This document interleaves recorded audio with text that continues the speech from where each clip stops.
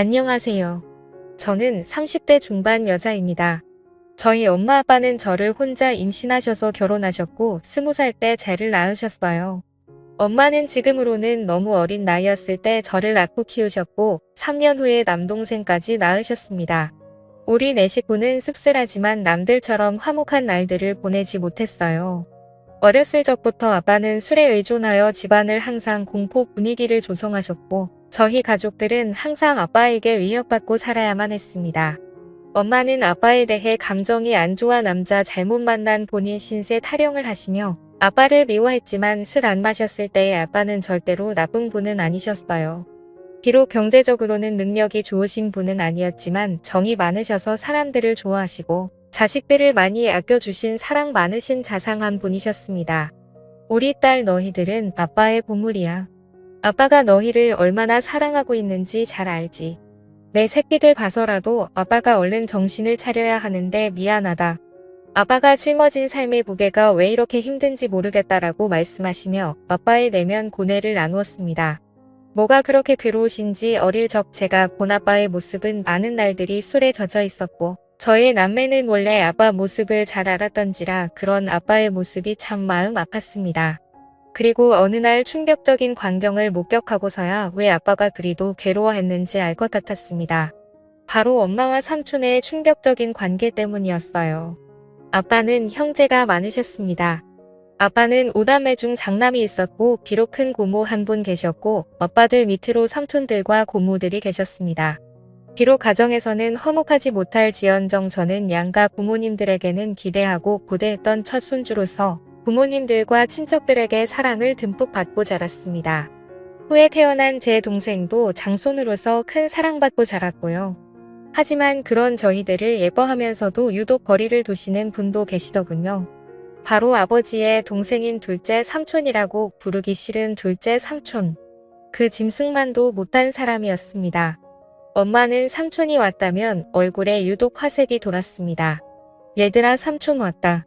오늘 우리 집에서 편히 쉬시고 가야 하니까 너희는 오늘 거실에서 자고 삼촌은 방에서 주무시게 알겠지라며 엄마는 저희에게 일러두었습니다. 둘째 삼촌은 운수업을 했던 터라 가끔 저희 집에 들러서 하룻밤을 자고 가는 일들이 좀 있었는데 원래 저희는 단칸방에서 살다가 제가 첫 전학교 1학년 됐을 때 방 2칸짜리 빌라로 이사갔거든요. 둘째 삼촌이 저희 집에 들을 때마다 그중 제 방을 삼촌에게 내어드리고 남동생과 거실에서 잤습니다. 저는 삼촌이 저희 집에 올 때마다 맛있는 간식을 사가지고 와서 어색한 가운데에서도 저희랑 놀아주는 게 좋았고 그걸로 인해 멀기만 느껴졌던 둘째 삼촌에게 조금씩 정이 쌓여갔네요. 둘째 삼촌이 올 때마다 아빠도 술을 안 마시고 부모님들도 간만에 분위기가 하기에 좋아져서 한때 저희는 둘째 삼촌이 오기만을 기다리기도 했습니다. 그런데 어느 날 새벽이었어요. 제가 힘든 가정에서 살다 보니 어렸을 때부터 눈치가 빨랐고 명확하다고 해야 하나 나이에 비해 철이 조금 빨리 든 케이스였어요. 당시 동생은 자고 있었고 그날따라 이상한 느낌을 본능적으로 느꼈는지 새벽에 눈이 번쩍 뜨이더라고요. 그런데 마침 엄마가 화장실에서 물 내리는 소리와 동시에 나오는 것이었습니다. 아직도 안 잔다고 뭐라고 잔소리 할까 봐 저는 얼른 눈을 감아 잠든 척을 했는데 이상한 일이 일어났습니다. 엄마는 저를 가만히 보시다가 조심스럽게 몸을 움직이며 안방이 아닌 바로 삼촌이 자고 있는 제 방으로 들어가는 것이 아니겠어요. 어린 나이임에도 불구하고 저는 그게 심상치 않은 일임을 본능적으로 알았습니다. 저는 순간등이 쎄해지며 무슨 쪽이 왔는지 조심스럽게 몸을 일으켜 숨죽여 제가 앞으로 다가갔습니다. 저희 집 방문 이어술에서 잘 닫히지 않았는데 그 탓에 열려있는 작은 틈으로 전 훔쳐보게 되었습니다. 그리고 여태까지도 평생을 트라우마로 남은 잊지 못해 그 장면을 목격하게 되었습니다. 형수와 시동생으로서 금기시한 일들을 벌이고 있었습니다. 저는 너무 놀라 어떻게 해야 할지 그 자리에서 얼어붙고 말았습니다. 그때 거실에서 동생이 제가 곁에 억지로 허전했는지 하며 자세를 뒤척였고 이 소리를 들었는지 그들은 모든 행동을 멈추고 엄마는 재빠르게 운매무새를 가다듬더군요. 저는 들킬까 싶어 제자리로 돌아와 다시 자는 척을 하며 누웠고 엄마는 어두움 속에서 추악함을 가린 채 아무 일도 없었다는 듯 안방으로 돌아왔습니다. 저는 그때부터 아무에게도 말 안 하고 혼자 생각이라는 것을 했는데 오래 고민 끝에 나온 결론은 단순하게 모든 진실을 밝히자라는 것이었습니다. 그렇게 해버리면 어린 마음에 모든 게 다 제자리를 찾고 정상으로 돌아올 것 같았거든요. 뒤틀린 이 이상한 현실에 하루도 머물고 싶지 않았던 저는 기회를 엿보다가 마침 아빠와 둘째 삼촌만 빼고 친가들이 모여 가족 식사를 하는 자리에서 제가 본 그날의 진실을 폭로하였습니다. 일목묘연하고 또박또박 엄마랑 둘째 삼촌의 새벽에 제가 본 것들을 가감없이 얘기하자 엄마의 표정이 새하얗게 지으며 급한 대로 제 입을 막으려 했네요. 허나 이미 수상하니 느낀 큰 고모는 엄마를 젖혀두고 저를 방으로 내려와 차근차근 무슨 이야기인지 얘기해보라며 말씀하시는데 저는 말하다 말고 목이 메어와 울음을 크게 터뜨리며 말을 이어갔네요. 덕대기 집안은 발칵 뒤집혔고 둘째 삼촌은 소환돼서 친척들에게 어쩜 그런 짓을 벌일 수 있냐는 비난의 의사를 맞았습니다. 이 소식을 뒤늦게 들은 아빠는 충격을 금치 못하고 둘째 삼촌과 주먹이 욱하며 한바탕 난리를 벌였고 저의 가정은 얄궂게도 제 소망과는 다르게 파탄을 맞고 말았네요. 바로 엄마가 그 일을 계기로 제 유치원생 남동생을 데리고 둘째 삼촌과 행방을 감췄던 겁니다. 훗날 드라마나 영화에서 보는 남녀의 야반 도주를 보며 우리 엄마도 동생 데리고 둘째 삼촌과 저런 도피를 했을까 생각했네요. 가뜩이나 술을 필요로 했던 아빠는 아이 술독에 파묻혀 살게 되었고 엄마와 삼촌을 반드시 찾아내어 복수하겠다며 증오심을 닫고 다녔습니다. 아빠는 늘 술을 취한 채 정신적인 고통을 이기지 못하고 자고 있던 저를 이불에 쌓아 주수석에 태우고 어디에도 있는지 모르는 그들을 찾으러 나섰고 그럴 때마다 저는 두려움에 떨어야만 했습니다. 지금 생각해보면 아빠는 저의 폭로가 원망스러운지도 모르겠어요. 눈 감고 귀 닫고 모른 척했으면 어쨌든 불행한 가정이나 워이올 수 있었을 텐데 그걸 폭로함으로써 파국에 치닫게 돼버렸으니 다 제 잘못이라는 생각이 들었습니다. 이럴 줄 알아서는 얘기하지 말 걸 그냥 아빠를 속이고 모두를 속일 걸 진실을 알리는 것만이 꼭 올바른 게 아니라고 생각을 했네요. 다행히 두어 달이 지난 후 엄마는 집에 동생을 데리고 들어왔고 간만에 엄마를 본 저는 그간 마음 고생한 게 싹 치유되면 기쁜 안도감을 느꼈습니다. 오랜만에 동생을 봐서도 너무 행복했고 돌아온 엄마로 인해 아빠의 상태도 좀 나아진 것 같아 행복했습니다. 다만 제게 엄마가 사라졌던 후즈 남았습니다. 잠시라도 눈에 엄마가 보이질 않으면 불안해서 미칠 지경이었어요. 학교 갔다 서둘러 집에 왔는데 엄마가 없으면 빌라나 동네 인근을 다 뒤지고 다녔고 미용실에서 파마를 하고 있거나 동네 사람들과 같이는 엄마를 보고서야 안도의 숨을 내쉬고 있습니다. 그렇지만 혹시나가 역시나 얼마 아니던 다시 나갔어요. 이번엔 동생을 내버려 두고 혼자 나갔더군요. 동생이라도 곁에 있어 좋았지만 엄마가 언제 다시 올지 기다림의 끝은 알 길이 없었습니다. 아빠는 행여 엄마한테 연락이 오면 아빠한테 바로 전화하라고 했고 그 사이 저희 동네에서는 소문이 다 돌았습니다. 저희 엄마가 바람나서 집을 나간 것 같다고요. 툭하면 애 엄마가 보이질 않으니 그럴 수밖에 해요. 저는 저희에 대해 함부로 말하는 동네 사람들이 너무 싫었습니다. 다 알고 짐작하면서도 모른 척 확인 사살하려고 저와 마주치면 꼭 묻더군요. 너희 엄마 이번에 너희 두고 또 낳은 거 맞지 않니? 세상에 어떻게 자식들 두고 모질게 나갈 수가 있어. 내가 다 마음이 쓰이네. 불쌍한 것들 우리 엄마 그냥 멀리 돈 벌러 갔어요. 우리 가족에 대해서 함부로 말하지 마세요. 라고 둘러대면 쏘아댔지만 속으로는 가슴에 피멍들어 찢어지게 울고 했네요. 아빠는 결국 가출한 엄마를 포기하고 저희를 위해 시골로 이사를 했습니다.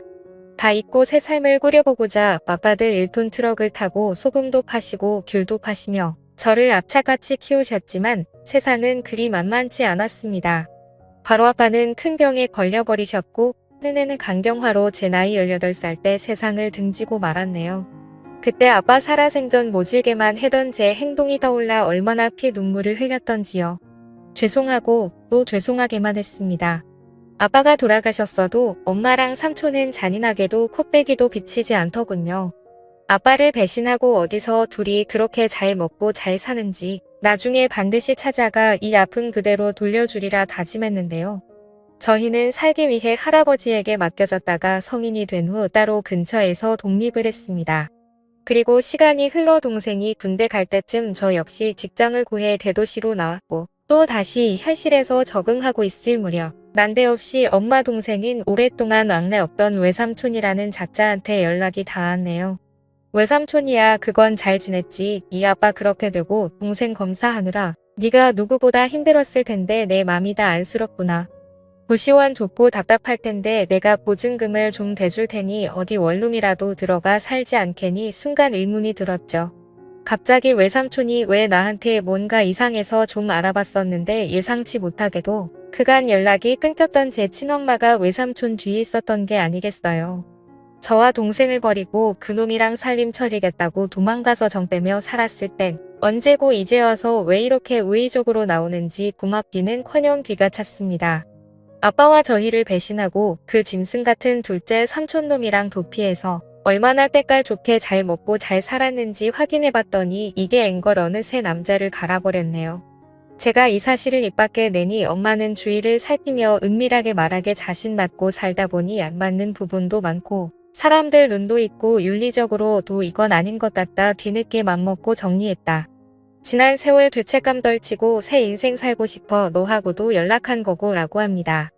순간 뭐지 싶었네요. 그렇게 쉽게 헤어질 수 있었을 것을 여지껏 저희 가족 생채기 다 내놓고 일이 저질러질 대로 다 저질러 놓은 후에야 헤어졌다니요. 엄마를 가지려고. 아빠를 배신한 삼촌도 같은 생각이어서 순순히 헤어졌다는데 말도 안 돼. 그들의 파렴치한 폐륜 때문에 상처 입은 사람이 몇인데 멱살 잡고 쫓아다니며 피해 보상이라도 받고 싶었습니다. 엄마는 결국 삼촌과 금기된 사랑을 끝내고 다른 남자랑 세 번째 결혼을 했답니다. 참 능력도 좋으시지. 엄마는 제 동생이랍시고 둘째 삼촌 사이에서 낳은 남자의 여자의 한 명씩을 제기 소개했습니다. 저를 동생들과 함께 인사시키며 얘들은 내 동생이고 너희들도 언니한테 인사해라. 동생 돌보는 거 보니 지금 여기 있는 동생도 잘 돌볼 것 같더라. 다 네 핏줄들이니 맞이로서 잘 챙겨라. 뭐니 해도 남보다는 형제가 최고야. 남보다도 못한 형제들도 많죠. 저나 이 애들이나 다 배신이 피가 흐르는 엄마 자식들인데 나중에 서로 뜯어봤다고 뒤통수 치고 그러면 어쩌죠. 라고 대꾸하자 엄마의 표정이 점차 살벌해지기 시작했네요. 전혀 패인 상황에 내막을 모르는 새아빠는 분위기를 환기시키고자 그저 허하시더라고요. 새아빠는 평범하고 사람 좋으신 분이셨습니다. 엄마는 정말 미웠지만 가족들이 그리웠던 저는 엄마를 용서하고 잘 지내보려고 노력했습니다. 허나 엄마와 삼촌의 트라우마는 쉽게 잊혀지지 않더라고요. 엄마 역시 지난 세월을 후회하며 저와 함께 잘 살려야 하는 것 같았지만 제가 본인의 치명적인 비밀을 알고 있으니 저를 편히 대하지 못했습니다. 심지어는 저더러 미용실에서 엄마라고 하지도 말라고 하고 주변인들에게는 저와의 관계를 숨기려 하더군요.